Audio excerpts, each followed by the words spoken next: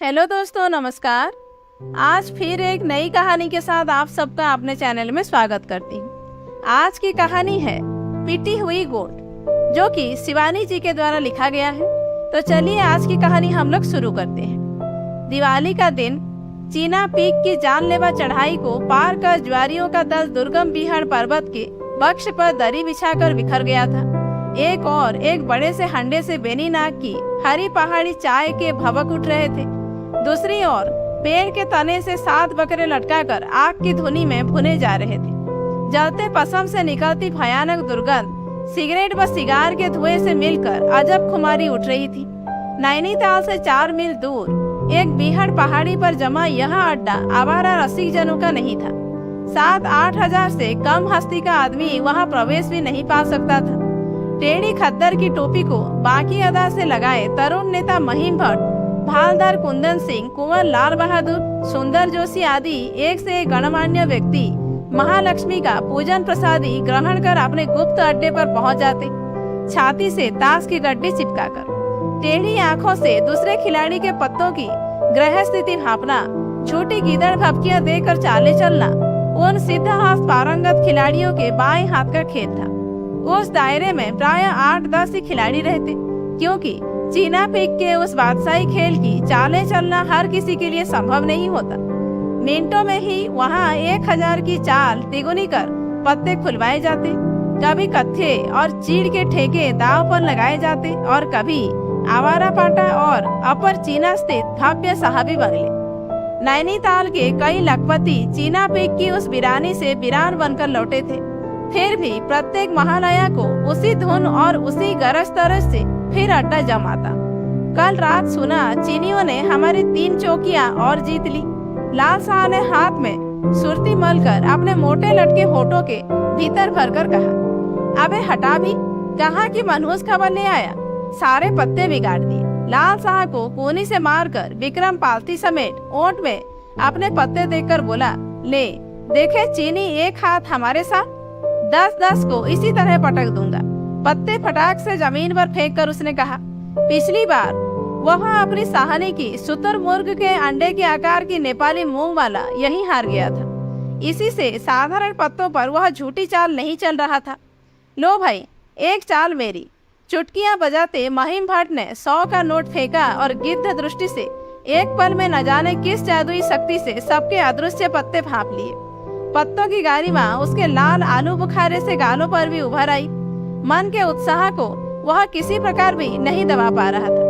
कभी चुटकियां बजाता, कभी खद्दर की टोपी को तिरछी करता, कभी गुनगुनाता और कभी जोर जोर से अंग्रेजी गानों की बेसुरी आवृत्ति ही किए जा रहा था।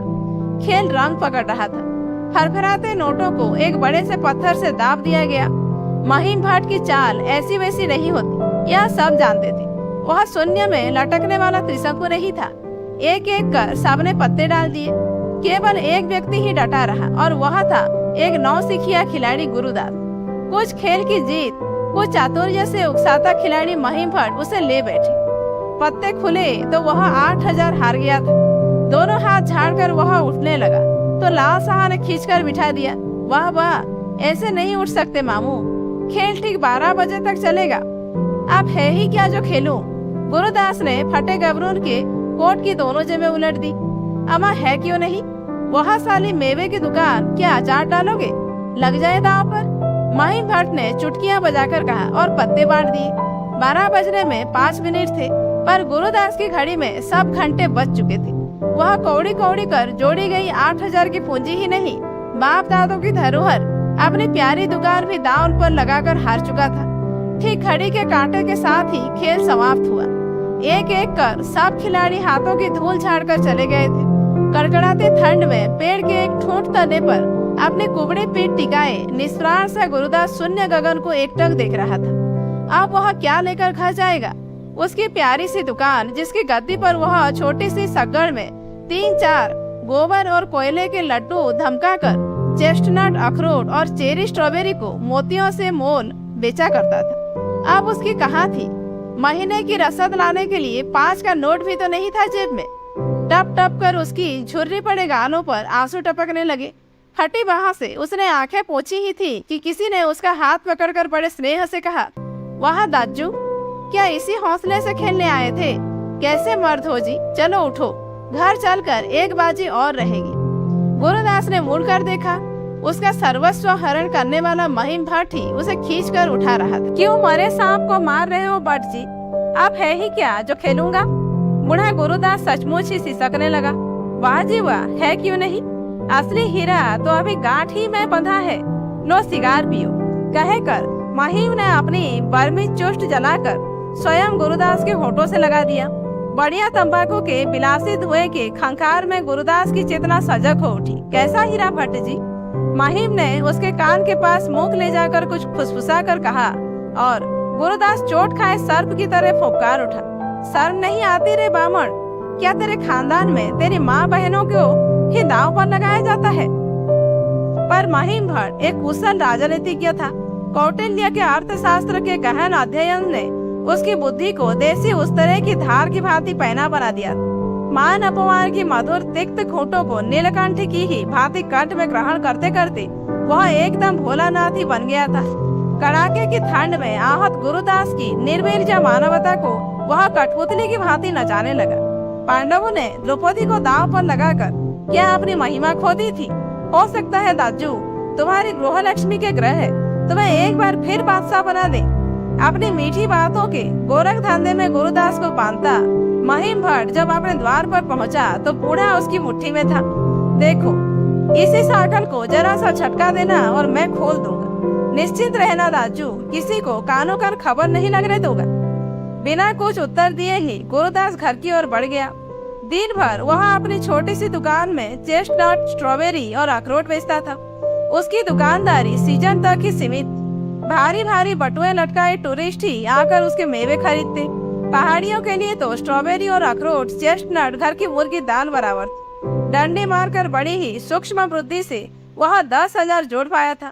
2,000 शादी में उठ गए थे।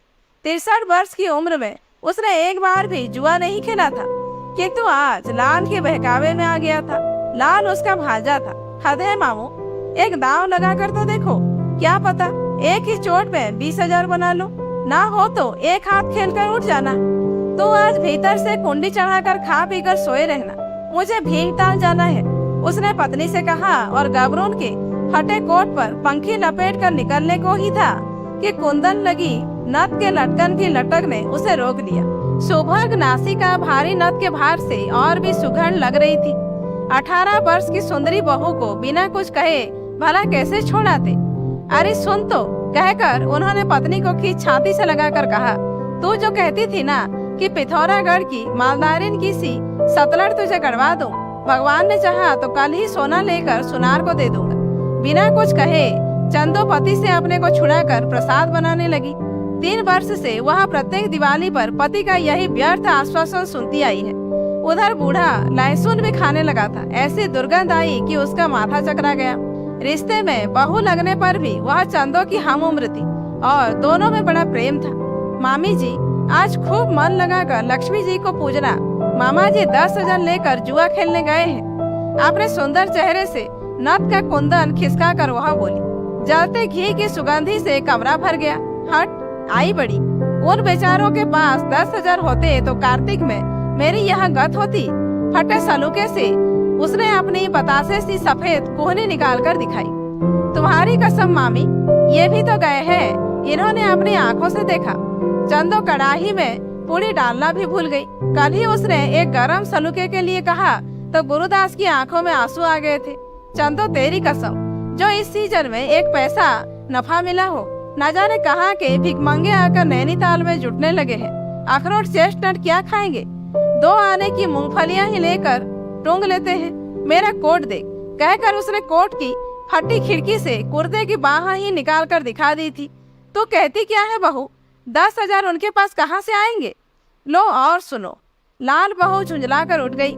तभी तो ये कहते हैं कि मामा जी ने पुण्य किए थे जो मामी जैसी सती लक्ष्मी मिली। मिलती कोई ऐसी वैसी तो जानते कई बीसी सगड़ा होते हैं। चलो भाई, मुझे क्या, तुमसे माया प्रेम है, इसी से ना चाहने पर भी मुंह से निकल ही जाती है।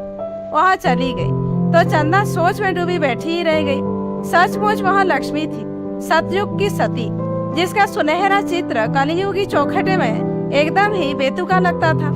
3 वर्ष पहले उसके दरिद्र माता पिता पिथौरागढ़ के अग्निकांड में भस्म हो गए थे। कभी उसने चावल चखे भी नहीं थे। मनीरा के मार से गुजर करने वाला उसका दरिद्र परिवार नष्ट हुआ तो बिरादरी वाले उस अनाथ सरल बालिका को नैनीताल के एक दूर के रिश्ते के दाव के मत्थे पटक गए। प्रायः ही वह गुरुदास की दुकान पर सब्जी लेने जाती। कद्दू, मूली और पहाड़ी बंडे की बीच खड़ी उस रूप की रानी पर शाहजी पूरी तरह रीझ गए और एक धंधे के हाथ पटेल लग गई। 60 वर्ष के शाह ने सेहरा बांधा तो नैनीताल के उत्साही तरुण छात्रों ने काले झंडे लेकर जुलूस भी निकाला। पर जुलूस के पहले ही पिछवाड़े से शाहजी अपनी दुल्हन को लेकर घर पहुंच चुके थे। बर शाह की तीसरी पत्नी थी। इसी से उसका जी करता था कि उसे भी चूल्हे के नीचे अपनी 10,000 की संपत्ति के साथ गाड़ कर रख दे। वह धीरे धीरे उस सौम्य संत बालिका के साधु आचरण ने उसके शक्की स्वभाव को जीत लिया। न वह पास पड़ोस में उठती बैठती न कहीं जाती। गुरुदास दुकान पर जाता तो वह अपने प्रकाश विहीन कमरे में पति के पूरी बाह के जिन्न स्वेटर को उधेड़कर आधी बाह का बनाती तो कभी आधी बाह के पुराने बनियान से मोजे बनाती।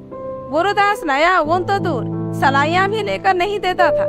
एक बार उसने सलाइयों की फरमाइश की तो चट से गुरुदास ने अपने पुराने छाते से ही मोड़ मार कर विभिन्न आकार की 4 जोड़ा सलाइयां बना दी थी। किंतु पड़ोसी ने और आत्मीय स्वजन के उभारे जाने पर भी चंदो ने कृपण पति के प्रति बगावत का झंडा नहीं खड़ा किया। उसे सचमुच ही पति के प्रति अनोखा लगाव था। उस लगाव में प्रेम कम कृतज्ञता ही अधिक थी। किंतु बचपन से वह बूढ़ी दादी और पति परायण माता से पति भक्ति की ही उपदेश सुनती आई थी। पति से द्रोह करने वाली स्त्री की ऐसी दशा होती है।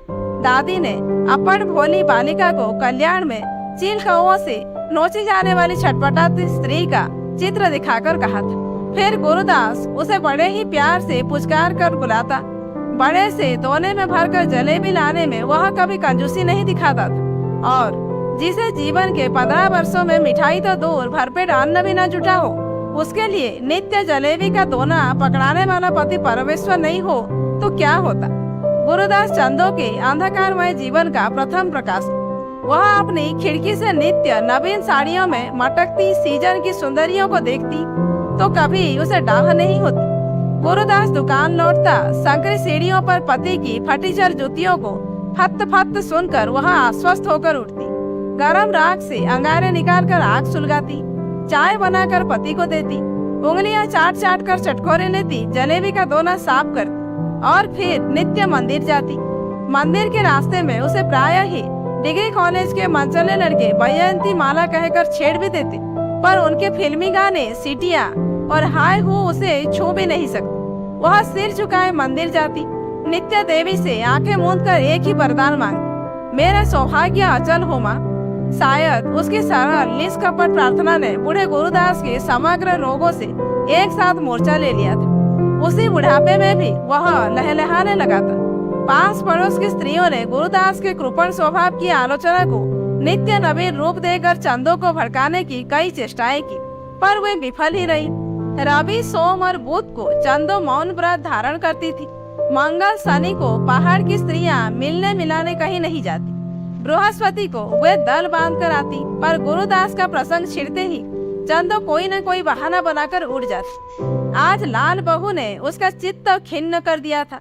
जिस पति को देवता समझकर पूछती थी, क्या वही उसे धोखा दे गया? उसका नियम था कि वह पति के आने के तक सदा बैठी रहती। आज भी वह बैठी थी। पति की परिचित पदध्वनि सुनकर वह उसे असंख्य उपालंघों से बींधने को व्याकुल हो उठी, पर सौम्यता और शील ने उसके चित्त पर काबू पा लिया। हंसकर वह पति का स्वागत करने बढ़ी, पर पति के सूखे चेहरे ने उसे पीछे धकेल दिया। हार तो नहीं गए चंदो? गुरुदास का गला भर्रा गया। 10-11 दिए अभी भी टिमटिमा रहे थे। उन्हीं के अस्पष्ट आलोक में पति के कुमलाए चेहरे को देखकर चंदो का हृदय असीम करुणा से भर गया। ममता तो अपने पाले कुत्ते पर भी हो जाती है, फिर वह तो उसे ही पालने वाला स्वामी था। तो जल्दी पंखी डालकर मेरे साथ चल। कहाँ चलने को कह रहे हो इतनी रात? बिना कुछ कहे ही चंदो ने अपनी गूंगी दृष्टि पति की ओर उठाई। तुझसे झूठ नहीं बोलूंगा चंदो, 8,000 और दुकान सब कुछ हार गया। महिम कहता है कि घर की लक्ष्मी को बगल में बिठाकर दांव फेंक तो शायद जीत जाऊं, चलोगी ना? वह गिड़गिड़ाने लगा। सरल निष्कपट चित्त के दर्पण में संसार की कलुषित फरेबी चालें कितनी स्पष्ट होकर निखर आती है। चंदो पलक मारते ही सब समझ गई। आधी रात को उसका पति उसे महिम भट्ट के यहाँ दांव पर लगाने के लिए ही ले जा रहा था। 2 ही दिन पहले वह मंदिर के द्वार में महिम भट्ट से टकरा गई थी। कैसा सुदर्शन व्यक्ति, किंतु कैसी कुख्याति थी उसकी। पास पड़ोस में नित्य ही वह उसके दुर्दांत कामी स्वभाव की बातें सुनती। वह युवती विधवाओं के लिए व्यग्र था। किसी ही अल्हड़ किशोरियां उसके वैभव और व्यक्तित्व से रीझ कर लट्टू सी घूमने लगी थी। फिर भी न जाने अन्यायी में कैसा जादू था कि एक बार देखने पर सहज ही में दृष्टि नहीं लौटती थी। चल चल चंदू, देर मत कर। उसे अपनी फटी पंखी में लपेट द्वार पर ताला लगा गुरुदास उसे निर्जन सड़क पर खींच ले गया। महिम भट्ट के पिछवाड़े से होकर दोनों उसके गुप्त द्वार पर खड़े हो गए। लोहे की विराट सांकल पर लगी छोटी सी घंटी को दबाते ही द्वार खुल गया। आइए भौजी, आइए आइए। मेरे अहोभाग्य जो कुटिया को पवित्र तो किया। महिम के काले ओवरकोट से उठती सुगंधी के लपटों ने चंदो को बांध लिया। एक संकरी गैलरी को पार कर तीनों महिम की कुटिया के दीवान खाने में पहुंचे तो उसका वैभव देखकर चंदो दंग रह गई।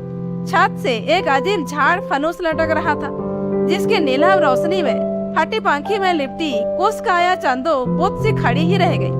बैठो बैठो भौजी, लो गरम कॉफी पियो।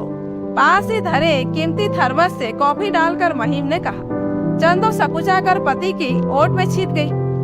ओहो दाजू, ऐसे हीरे को तो इस गुदड़ी में ना छिपाया होता। ठीक ही तो कहते हैं कि गुदड़िया में ही लाल छिपे होते हैं। लो भौजी, यह साल ओढ़ो। यह पंखी तो तुम्हारा अपमान कर रही है। अपना कीमती पश्मीना उसकी ओर बढ़ाकर महिम ने कहा। लज्जा बनता चंदो ने प्याला थामा तो दोनों हाथों से पकड़कर ओढ़ी गई पंखी नीचे गिर पड़ी। नीचे क्या गिरी कि कृष्ण मेघ को चीरकर धौत चंद्रिका छिटक गई। सब भूल भाल कर महिम उसे ही देखता रहा। ऐसा रूप, क्या रंग था, क्या नक्श, और बिना किसी बनावटी उतार चढ़ाव के चंदन से देह का क्या अपूर्व गठन था। लज्जा, सील और भय से सारे शरीर का रक्त चंदो के चेहरे पर चढ़कर सिंदूर बिखेर उठा। नारी सौंदर्य का अनोखा जौहरी महिम उसे अंग या प्रत्यंग की सच्चाई को अपने अनुभव की कसौटी पर कस रहा था और खरे कुंदन की हर लीक उस पद पद पर मत कर रही थी। अच्छा, अब देर कैसी भट्ट जी, हो जाए आखिरी दाव। गुरुदास ने प्याले की चीनी को अंगुली से चाट कर कहा। क्यों नहीं, क्यों नहीं। महिम ने चांदी के पायदान से कस्तूरी बीड़ा दोनों की ओर बढ़ाकर कहा। दांव तो लगा रहे हो दाजू, पर क्या भाभी से पूछ लिया है? विजयी मुंह फट उद्दाम यौवन की चोट से गुरुदास की जर्जर काया कांप उठी। बुरा मान गए दाजू, महिम ने बीड़े से गाल फुलाकर कहा। हिसाब किताब साफ रखना ठीक ही होता है। देखो भाभी, दाजू आज सब कुछ मुझसे हार गए हैं। तुम्हें ही दांव पर लगाने का सौदा तय हुआ है। जरूरी नहीं है कि तुम्हें हार ही जाए। हो सकता है कि तुम्हारी शकुनिया देह की बाजी इन्हें खोए 8,000 दिलाकर एक बार फिर मेवे की दुकान पर बिठा दे। पर अगर हार गए तो तुम आज ही की रात से मेरी ही रहोगी। तुम्हारे जीवन की प्रत्येक रात्रि पर मेरा अधिकार होगा। मैं इसका विशेष प्रबंध रखूंगा कि तुम्हारे पति की हार और मेरी जीत का भेद प्राण रहते हम तीनों को छोड़ और कोई भी नहीं जान पाएगा। तुम्हारी अटूट पति भक्ति का बड़ा दबदबा है और इससे मुझे बड़ी मदद मिलेगी। तुम्हारे पति यदि हार गए तो? बीच ही में महिम को रोककर गुरुदास क्रोध से कांपता खड़ा हो गया। गुस्सा आने पर बलगम का गोला घर घर कर पुराने जीप के इंजन की भांति उसके गले में घरघराने लगता था। अवरुद्ध कंठ से दोनों मुट्ठियां भींचकर वह बोला, मैं कभी हार नहीं सकता, कभी नहीं। अच्छा, भगवान करे ऐसा ही हो दाजू, जल्दी क्या है, बैठो तो सही। मुस्कुराकर महिम ने उसे हाथ पकड़कर बिठा दिया और ओवरकोट उतारकर पत्ते हाथ में ले लिए। गरम धारीदार नाइट ड्रेस में सुदर्शन तेजस्वी नरसिंह महिम भट्ट पान और दुखते से अपने बिलासी अधरों की मुस्कान बिखेरता गावत किए के सहारे लेटा पत्ते बांटने लगा। दूसरी ओर गबरोन के कोट की फटी कोहनियों से लहसुन की गांठ सी हड्डियां निकाले दोरंगी मफलर से अपने लाल गीली नाक को बार बार पोंछता गुरुदास जोर से देवी कवच का पाठ कर रहा था। रूपम देही जयम देही यशो देही द्विशो जही। उन दोनों विवेक भ्रष्ट ज्वारियों के बीच कांपती थरथराती चंदो, कुमाऊं की सरला पतिव्रता किशोरी, जिसके लिए पति की आज्ञा कानून की अमिट रेखा थी, जो पति की आदेश पूर्ण वाणी को ब्रह्म वाक्य समझकर ग्रहण करने को सदा तत्पर थी। पत्ते बांटे चाले चली गई। गुरुदास के बूढ़े चेहरे पर सहसा जवानी झलकने लगी। खुशी से झूमकर बूढ़ा नाच नाच कर महिम के सामने ही चंदो को पागलों की तरह चूमने लगा। वह बेचारी लज्जा से मुंह ढाँप कर पीछे हट गई। ठीक है दाजू, दिल के अरमान निकाल लो, फिर मत कहना कि मैंने मौका नहीं दिया। अपने पत्तों को चूमकर महिम ने माथे से लगाकर कहा, अबे जा हट, आया बड़ा मौका देने वाला। ऐसे पत्ते ब्राह्मणों के पास नहीं आया करते। वैश्य पर ही लक्ष्मी जी कृपालु होती है। हाँ, गुरुदास ने फिर नाक पोंछकर कहा, क्यों नहीं, पर मैं तो तुम्हें आगाह किए दे रहा हूँ दाजू, जरा संभल के आना, यहाँ भी कच्ची गोलियां नहीं खेली है। महिम ने चाल तिगुनी की। पत्तों को बार बार चटकारे लेकर चूमता वह चंदो की ओर देखकर ऐसी धृष्टता से मुस्कुरा रहा था जैसे पत्तों को नहीं उसे चूम रहा। गुरुदास ने देख लिया और गुस्से से भर भरा कर वह पत्ते पकड़कर उठ गया। उसका शक्की स्वभाव अब तक खेल की लग्न में कुंडली मारे सर्प की तरह छिपा था। देखो, हम ताश खेलने आए हैं, इशारेबाजी देखने नहीं। वहाँ यार दाजू, कैसे खिलाड़ी हो, तेल आने पर ही पत्ते चूमे जाते हैं। महिम के स्वर में अहंकार था।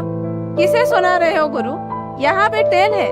बूढ़ा बुरी तरह हाँपने लगा। कोई बात नहीं, इसमें घबराहट कैसी, आंखें टेले देखी है साहजी। द्रोत कीड़ा में छिपे दानव ने दोनों को सहसा विवेक की चट्टान से बहुत नीचे पटक दिया।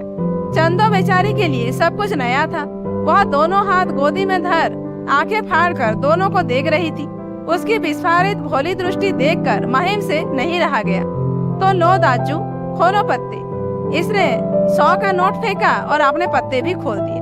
3-3 इक्कों की टेल ने बूढ़े की छाती में 3-3 नंगी संगीने घुसेड़ दी।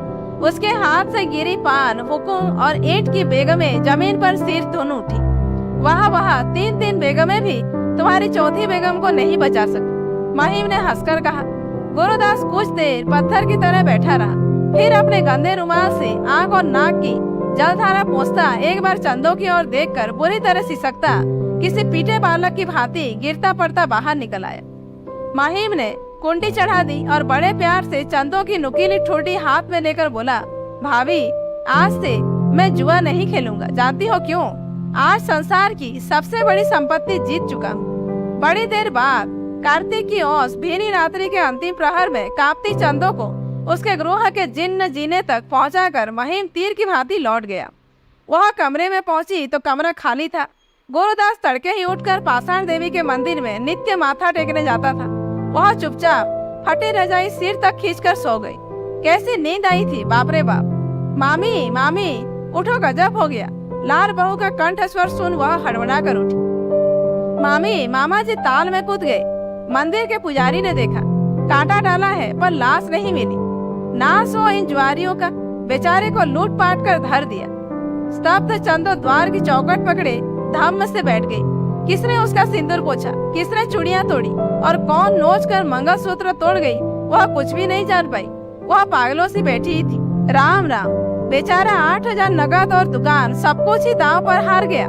वही धक्का उसे ले गया। पंडित जी कह रहे थे 16 बरस से मेरा यजमान था, बड़ा नेक आदमी। अब तक चुप बैठी चंदो दोनों घुटनों में माथा डालकर जोर से रो पड़ी। एकाएक जैसे उसे रात की बिसरी बातें याद हो आई। दुकान और 8000 का धक्का नहीं, उसके पति को जिस दूसरे ही दांव की हार का धक्का ले गया था, उसे क्या कभी कोई जान पाएगा? तो दोस्तों, आज की कहानी यहीं पर समाप्त होती है। कहानी कैसी लगी कमेंट करके जरूर बताइए। अच्छी लगी हो तो एक लाइक कीजिए, जानने वालों को शेयर कीजिए और ऐसे ही वीडियोज आगे देखने के लिए मेरे चैनल को सब्सक्राइब करना मत भूलिए।